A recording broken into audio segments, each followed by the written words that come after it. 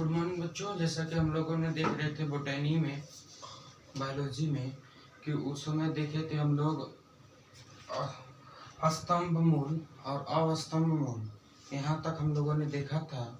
अब उसके आगे हम लोग दूसरे वीडियो में देख रहे हैं। तो अवस्तंभ बताया था हमने कि जो कि एडवेंटिजियस से सीधा न खड़ा हो, एडवेंटिजियस से सीधा न खड़ा हो, मतलब अपस्थली से सीधा न खड़ा हो। और स्तंभ क्या था, जो कि अपस्थली से सीधा पौधा क्या खड़ा हो, लेकिन अवस्तंभ ने बताया था वो सीधा खड़ा न होकर तिरछा खड़ा हो जाता है। ठीक है, अब चलते हैं आगे की ओर। तो आगे है जो हम बताए थे, तो उसमें तीसरा है अवरोही। अवरोही तीसरा हमारा है अवरोही मूल, जिसे कहते हैं क्लाइंबिंग रूट, जिसे कहते हैं क्लाइंबिंग रूट। तो अवरोही रूट का क्या मतलब होता है? अवरोही रूट वैसा जड़ होता है जो पौधों को आगे बढ़ाने के लिए मदद करता है, पौधों को प्रोसीडेड करने की मदद करता है। जैसे पौधों को पौधों को ऊंचाई तक पहुंचाने में मदद करता है। जैसे देखते नहीं है कोई भी प्लांट, जैसे मनी प्लांट हो गया, पान का पेड़ हो गया, ये सब क्या है, दूसरे की सहायता से आगे बढ़ते हैं, उस ऊंचाई तक जाते हैं, बढ़ते बढ़ते आगे चले जाते हैं। जैसे इसमें एक एग्जांपल देखेंगे, मनी प्लांट और इसमें पान का पत्ता, ये ऐसे होते हैं जो कि किसी दूसरे की सहायता से ये आगे बढ़ते रहते हैं, और बढ़ने के पश्चात ये उस ऊंचाई तक पहुंच जाते हैं जितनी ऊंचाई तक इन्हें पहुंचना रहता है। ठीक है, अब आगे चौथा देखते हैं। चौथा है अधिपाद। ठीक है, अधिपाद मूल, जिसे कहते हैं एपिथाइटिक रूट, जिसे कहते हैं एपिथाइटिक रूट। तो ये ऐसा जड़ होता है जो कि दूसरे पौधे पर, मतलब कि ये दूसरे पौधे पर क्या करता है, चढ़ता है, और दूसरे पौधे पर चढ़ता है, जिसे कि अधिपाद कहते हैं। ठीक है, दूसरे पौधे पर चढ़ता है जिसे अधिपाद कहते हैं। ये जमीन के अंदर नहीं होता है, जमीन के अंदर नहीं होता है। और ये वायु के द्वारा ये क्या करते हैं, नमी ग्रहण करते हैं। वायु के द्वारा नमी को ग्रहण करते हैं। क्या करते हैं, वायु के द्वारा नमी को क्या करते हैं, ग्रहण करते हैं। और जो वायु के द्वारा नमी को ग्रहण करते हैं उसे वायुवाही मूल कहते हैं। क्या कहते हैं, वायुवाही मूल कहते हैं। ठीक है, और इस नमी को ग्रहण करने के लिए, इस नमी को ग्रहण करने के लिए एक ऊतक लगता है, बेलामेन ऊतक। ये नमी को ग्रहण करने के लिए बेलामेन ऊतक पाए जाते हैं। और ये बेलामेन ऊतक जो होता है उस नमी को ग्रहण करने में सहायक होता है। जैसे देखते हैं, एग्जांपल देखते हैं, आर्किड। तो ये आर्किड क्या है, दुनिया का सबसे छोटा बीज। आर्किड क्या होता है, दुनिया का सबसे छोटा बीज होता है। दुनिया का सबसे छोटा बीज, ये महा इम्पोर्टेंट है, ये पूछा गया है कई बार कि दुनिया का सबसे छोटा बीज क्या होता है। तो आप क्या बताएंगे, आर्किड एक ऐसा बीज है जो कि दुनिया का सबसे छोटा बीज होता है। ठीक है, आशा करते हैं आप लोग समझ में आ रहा होगा। अब चलते हैं आगे की ओर।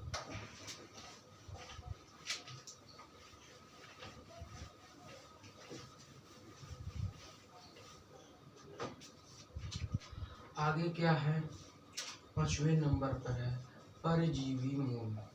क्या है, परजीवी मूल। अब परजीवी मूल जो होते हैं ये क्या होते हैं, ये इनके जो पेड़ पौधे होते हैं, पेड़ पौधे दूसरों पर डिपेंड करते हैं, दूसरों पर निर्भर रहते हैं, दूसरों पर निर्भर रहते हैं, ये खुद पे निर्भर नहीं रहते हैं, दूसरों पर निर्भर रहते हैं। किस पे रहते हैं, दूसरों पर निर्भर रहते हैं, जिसे कि अमर बेल कहते हैं। एक एग्जाम्पल हम देखते हैं, जिसे कहेंगे अमर बेल, और अमर बेल को कहते हैं कसकटा। कसकटा, ये जो अमर बेल होता है ये एक लता होता है। क्या होता है, यह एक क्या होता है, लता होता है। ठीक है, ये अमर बेल होता है, ये एक लता होता है। और परजीवी मूल में जो होते हैं ये पेड़ पौधे दूसरों पर निर्भर करते हैं, ये खुद पर निर्भर नहीं, दूसरों पर रहते हैं। Plant is dependent to other या ईच अदर। ओके, तो इसका एग्जाम्पल है अमर बेल, जिसे कहते हैं कसकटा। और ये एक ऐसी लता है जो कि दूसरों पर निर्भर करती है, खुद पे नहीं, दूसरों पर क्या करती है, निर्भर करती है। अब देखते हैं छठवां। छठवां है प्रकाश संश्लेषी प्रकाश संश्लेषी मूल। अब प्रकाश संश्लेषी मूल क्या होते हैं, ये प्रकाश संश्लेषी मूल जो होते हैं ये प्रकाश संश्लेषण पर जिसे कहते हैं फोटोसिंथेसिस, ये फोटोसिंथेसिस, ये क्या होते हैं, photosynthesis root is dependent, photosynthesis root is dependent on photosynthesis. मतलब ये प्रकाश संश्लेषण पर ही क्या करते हैं, डिपेंड करते हैं, और ये प्रकाश संश्लेषण पर ही अपना कार्य करते हैं। जैसे एग्जाम्पल है सिंघाड़। ठीक है, एग्जाम्पल क्या है, सिंघाड़। तो ये जो होते हैं प्रकाश संश्लेषी मूल, ये फोटोसिंथेसिस में क्या होते हैं, फोटोसिंथेसिस पे, प्रकाश संश्लेषण पे क्या करते हैं, निर्भर करते हैं। ठीक है, तो हमने बताया प्रकाश परजीवी मूल, तो ये दूसरे पेड़ पौधे पे क्या करते हैं, निर्भर करते हैं। जैसे अमर बेल है, अमर बेल को कसकटा कहते हैं, और यह एक ऐसी लता है जो कि दूसरों पर निर्भर करती है, खुद पे नहीं, दूसरों पर निर्भर करती है। फिर आगे देखते हैं प्रकाश संश्लेषी मूल, प्रकाश फोटोसिंथेसिस रूट। अब फोटोसिंथेसिस रूट किस पे कार्य करते हैं, फोटोसिंथेसिस से ही होता है, मतलब कि प्रकाश संश्लेषण से ही होता है। जिसका बेस्ट उदाहरण है सिंघाड़, जिसका बेस्ट उदाहरण क्या है, सिंघाड़। तो आइए आगे के चलते हैं आगे। तना, क्या देखते हैं, तना।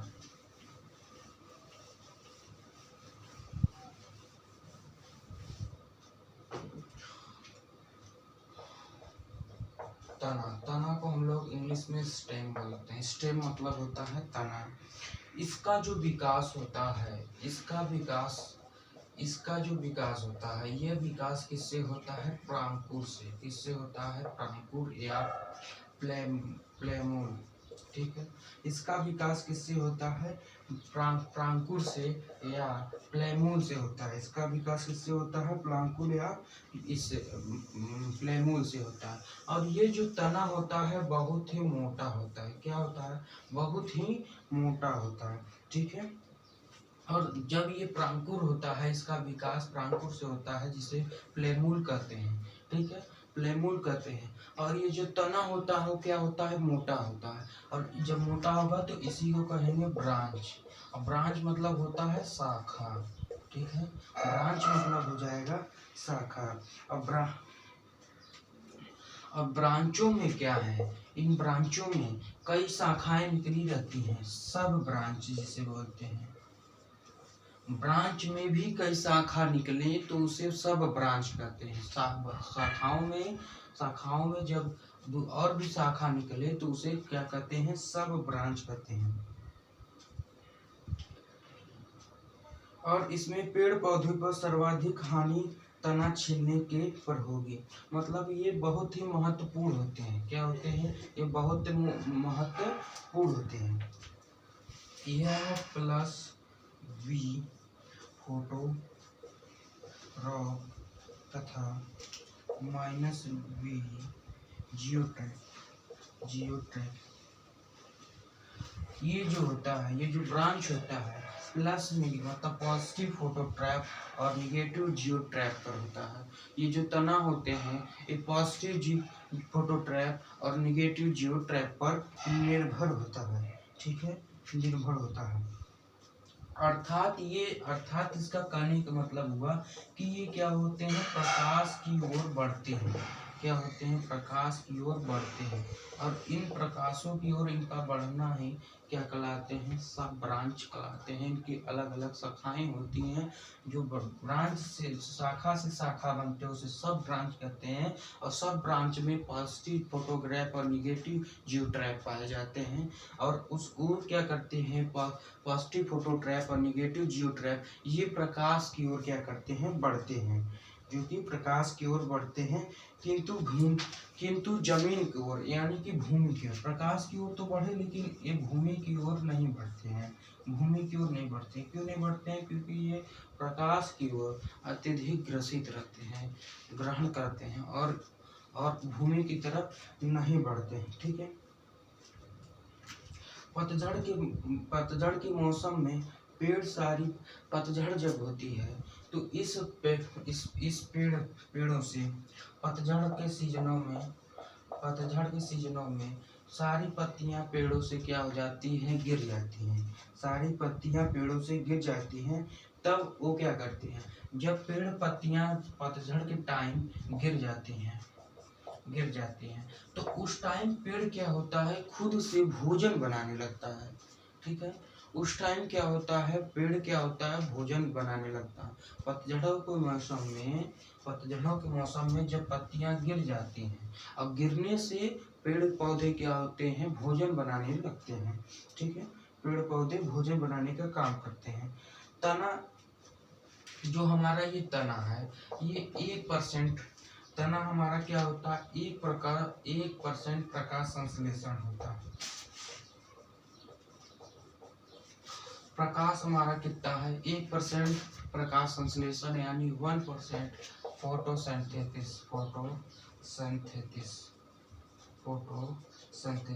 1% फोटोसिंथेसिस प्राप्त कर लेता है या ग्रहण कर लेता है। और जब 1% फोटोसिंथेसिस ग्रहण कर लेता है इस पतझड़ की पत्ती गिरने के बाद तो भोजन बनाता है। और भोजन बनाने के बाद जब वो प्रकाश संश्लेषण कितने % लेता है, 1% लेता है।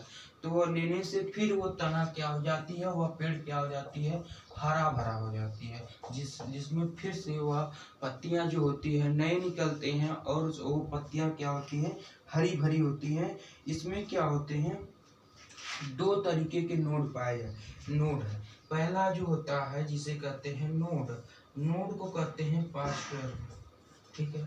नोड होते हैं पार्श्वर। एक होता है इंटर नोड, क्या होता है, एक इंटर नोड जिसे कहते हैं पार्श्व संधि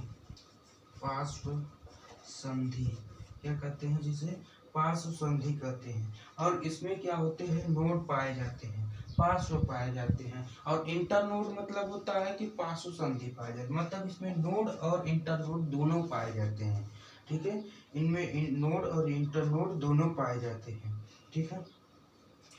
और जब भी नोड और इंटर नोड के साथ जब भी इंटर नोड पाए जाएंगे, जब भी नोड के साथ इंटर नोड पाए जाते हैं तब वो क्या होते हैं, जो तने होते हैं तनों की चौड़ाई बढ़ने लगती है। तनों की क्या होती है, चौड़ाई, यहाँ से देखिए तनों की चौड़ाई क्या होती है, बढ़ने लगती है। और जब तनों की चौड़ाई बढ़ने लगती है तो बढ़ने से उसका विकास होता है, पेड़ों का विकास होता है, वो अपना भोजन खुद ही बनाते हैं, ठीक है। और जो होते हैं जैसे कि जब ये इसकी जो चौड़ाई बढ़ती है और चौड़ाई बढ़ने से इसमें गांठ नुमा पेड़ों में रचना पाई जाएंगी, जिससे कि गांठ बन जाते हैं कुछ इस तरीके से बने, ठीक है, कुछ इस तरीके से। तो यही हो जाएगा गांठ नुमा, यही हो जाएगा गांठ नुमा। ये क्या हो जाएंगे, जैसे जैसे उनकी चौड़ाई बनेगी उनके तनों में गांठ बनने लगने पे गांठ जैसी संरचनाएं पाई जाएंगी। और जो गांठ जैसी संरचना पाई जाएंगी उन्हें कहते हैं कलियां। उन्हें क्या कहेंगे, कलियां। और कलियां को क्या कहते हैं, बड। ठीक है। उनमें क्या पाई जाएंगी, कलियां, और कलियां को क्या कहते हैं, बड। ठीक है। अब देखते हैं कि तना कितने प्रकार का होता है। एक बार पहले हम फिर से रिवाइज कर देते हैं, देख लीजिए। तना क्या होता है, तना का जो विकास होता है ये प्रांकुर या प्लेमूल से होता है। तना का विकास किससे होता है, प्रांकुर या प्लेमूल से होता है। और यह तना मोटा होता है, और तना जो मोटा होता है उससे उससे मोटा होने से उसकी क्या हो जाएगी, ब्रांच निकलेगी, शाखा निकलेगी। और इस शाखा से अगर और भी शाखा निकलती है तो उसे सब ब्रांच कहते हैं। क्या कहते हैं, उसे सब ब्रांच कहते हैं। और पॉजिटिव फोटोट्रैप और निगेटिव जियोट्रैप अगर पाए जाएंगे तो क्या करेंगे, प्रकाश की ओर बढ़ेंगे, भूमि की ओर नहीं बढ़ेंगे। कहाँ की ओर बढ़ेंगे, प्रकाश की ओर बढ़ेंगे। कहाँ की ओर बढ़ेंगे, प्रकाश की ओर बढ़ेंगे। फिर देखिए, जब पतझड़ का सीजन रहता है तो उसमें पेड़ पौधों से जो पत्तियां होती हैं और क्या हो जाती हैं, सूख के नीचे गिर जाती हैं।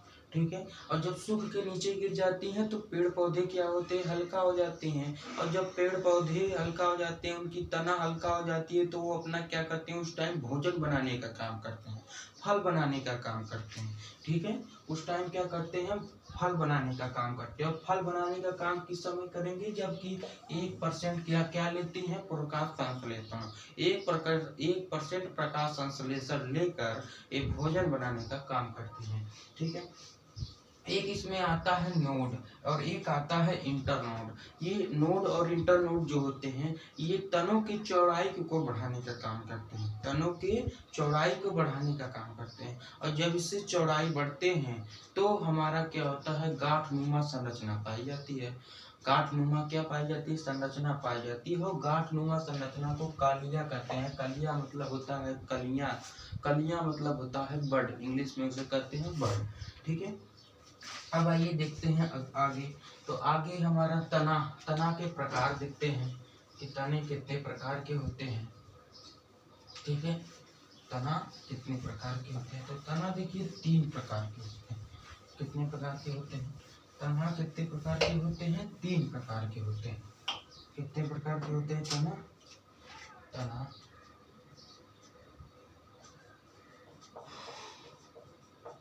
तना 3 प्रकार के होते हैं। Stem are 3 type, stem are 3 types. Stem कितने प्रकार के होते हैं, 3 प्रकार के होते हैं।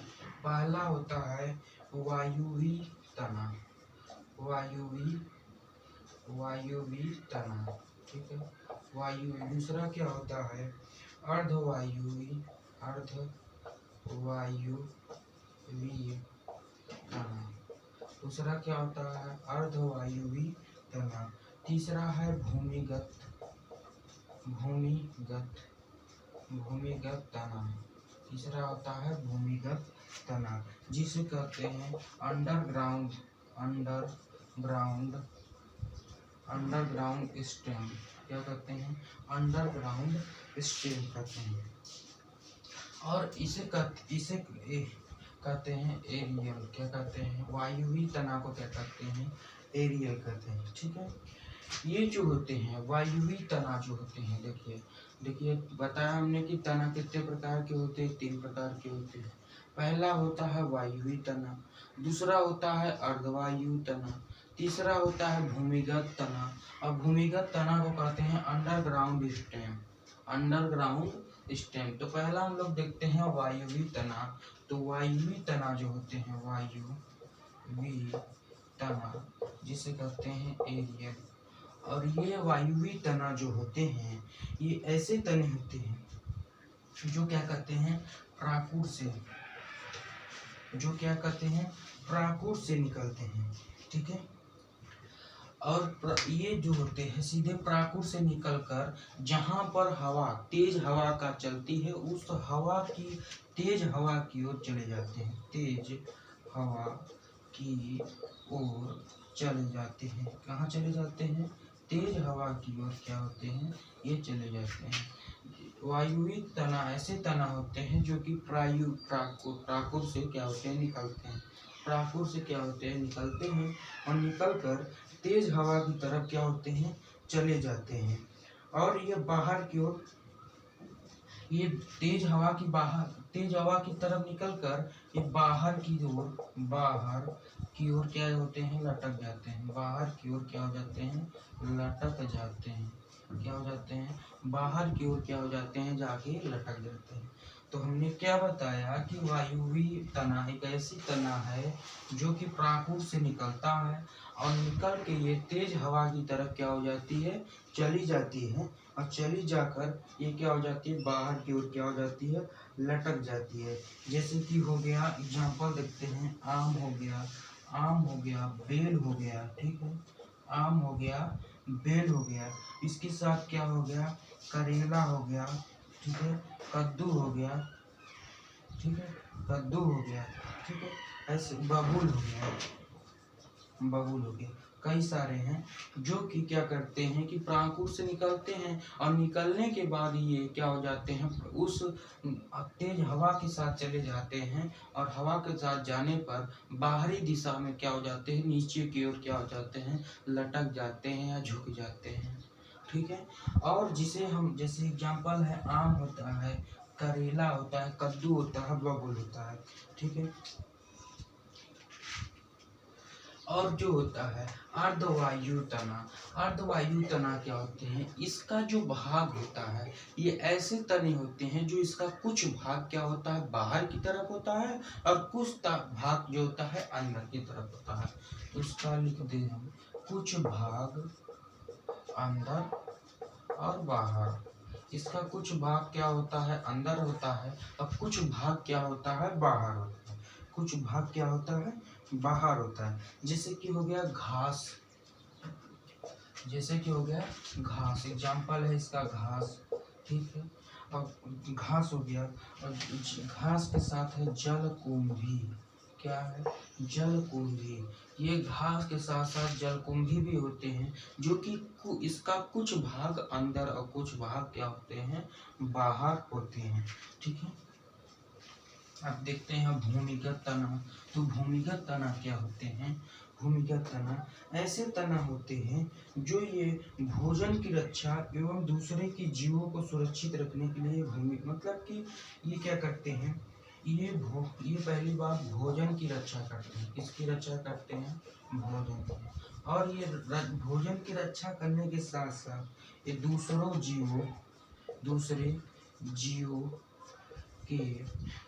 दूसरे जीवों की सुरक्षा के लिए भूमि में चले जाते हैं,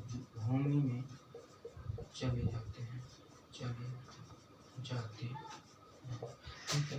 भूमिगत तना क्या होता है, अंडरग्राउंड स्टेम क्या होता है, ये खुद का तो भोजन अपना रक्षा करते हैं और रक्षा करने के साथ साथ दूसरे के जीवों की सुरक्षा करने के लिए ये क्या करते हैं, भूमि में चले जाते हैं, अंदर चले जाते हैं और और जो भूमि में जाते हैं और ये नीचे जाकर क्या होते हैं, फैल जाते हैं, एक्सपेंडिंग हो जाते हैं, फैल जाते हैं।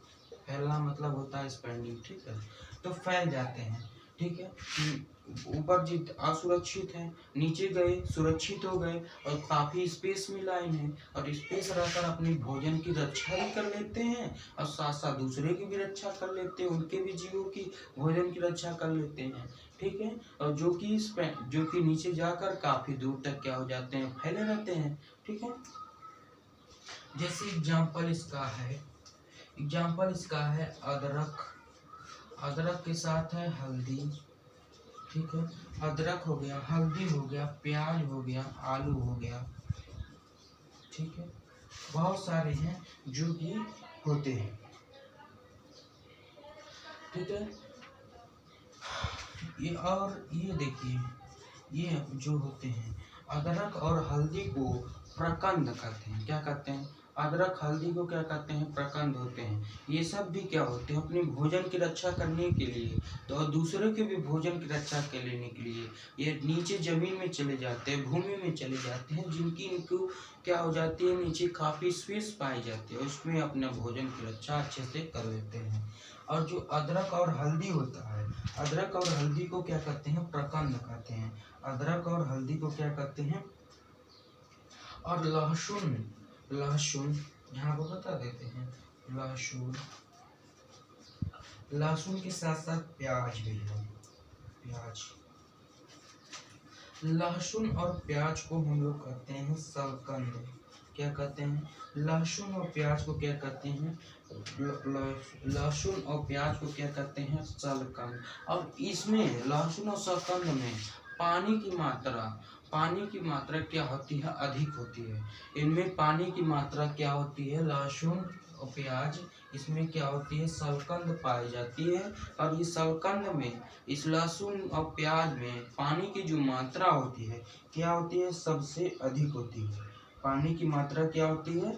सबसे अधिक होती है। और आलू और ओल यहाँ लिख लेते हैं। ये आलू साथ ओल, ये आलू और ओल जो होती है इसे कहते हैं कंद। क्या कहते हैं? ये कंद होते हैं। अदरक और हल्दी को हम लोग प्रकंद कहते हैं, ठीक है। और लहसुन और प्याज को हम लोग शलकंद कहते हैं, और आलू और ओल को कंद कहते हैं, ठीक है। और अदरक और लहसुन में क्या, अरे लहसुन और प्याज में पानी की जो मात्रा होती है वो सबसे अधिक होती है, ठीक है। पानी की मात्रा जो होती है वो सबसे अधिक होती है। जो ये देखते हैं, आइए देखते हैं आगे, ठीक। इतना समझ में आ गया होगा।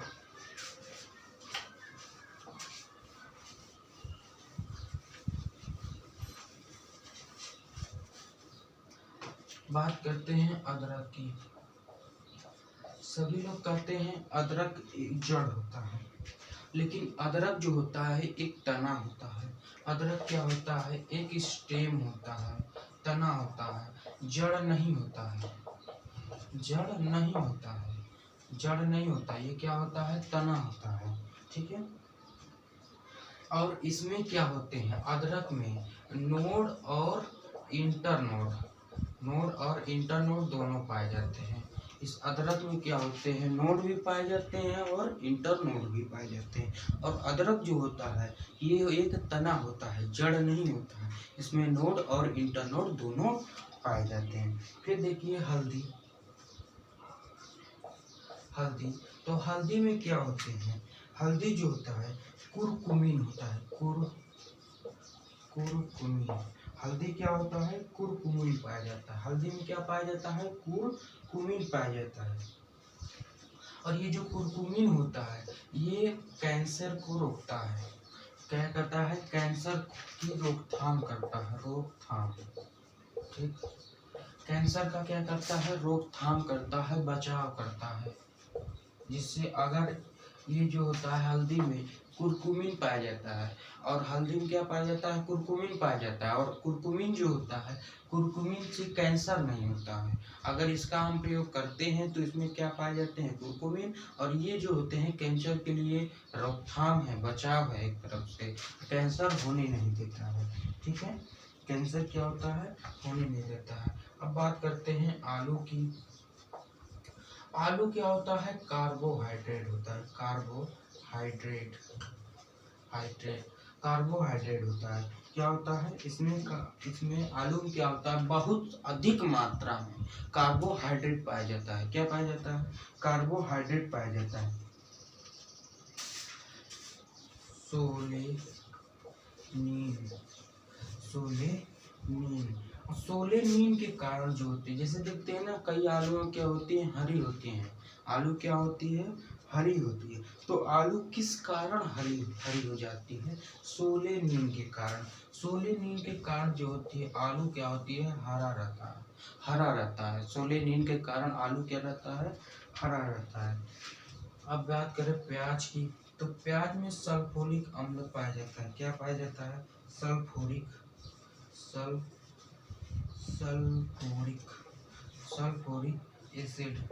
सल्फ्यूरिक एसिड पाया जाता है, ठीक है।